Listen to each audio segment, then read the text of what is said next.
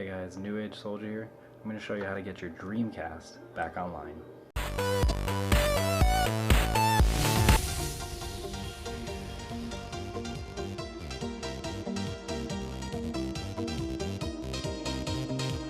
Okay guys, so first you're going to need a voltage line inducer, which you're going to have to make yourself. So you're going to have to buy a data and voice cable, which is basically an RJ40 or RJ11 cable, which is something you'd use for maybe a telephone line, something that you'd want to use for dial-up, and pretty long. You're going to want a good decent amount of that, and you're going to need a few other components to make these. As you can see, this is basically the finished product here. You do need a 9-volt battery as well as 2 other components in here, which I will list probably on the screen or in the description. But you just have to splice this line open to get out the red cable, and with that red cable you're going to start doing some splitting here and attaching that 9-volt on there. Second thing you'll need is right here a TrendNet USB adapter right here, which will allow you to hook in that RJ11 cable here into the Raspberry Pi. This is a Raspberry Pi version A, so this is the very first model that ever came out, really. And I put a little Lego case around it just to keep it kind of safe. Here's the power cable, as well as you will need the SD card to load the operating system on. The person who I load this from, his project's called DreamPi, which allows Dreamcast to go back online through the Raspberry Pi.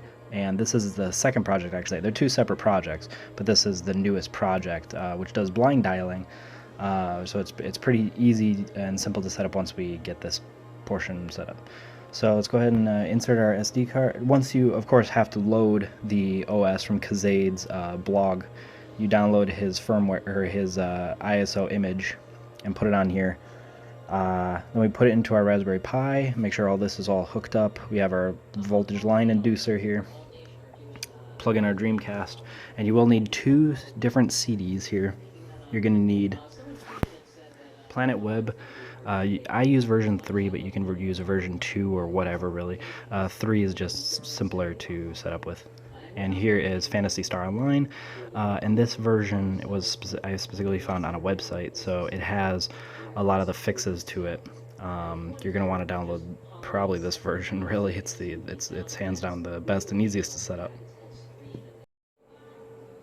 Okay, so we have our Raspberry Pi all set up with our SD card with the image in it. We have our voltage line inducer.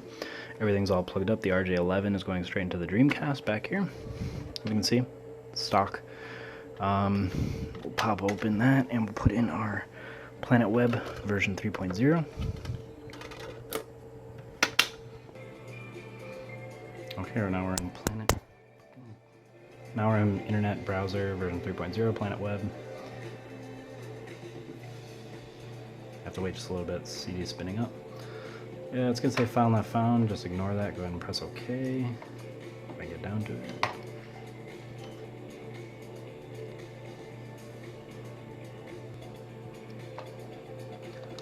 Press start.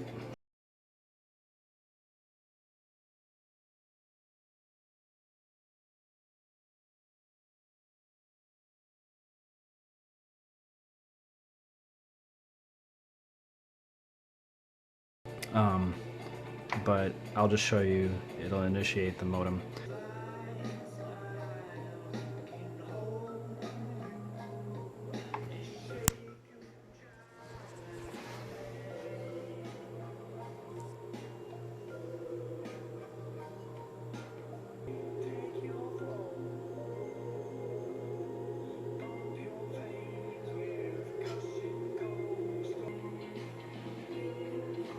Okay, so as you can see, it's fully loaded up now. Just showing really that it is working. So let's go ahead and put in our fancy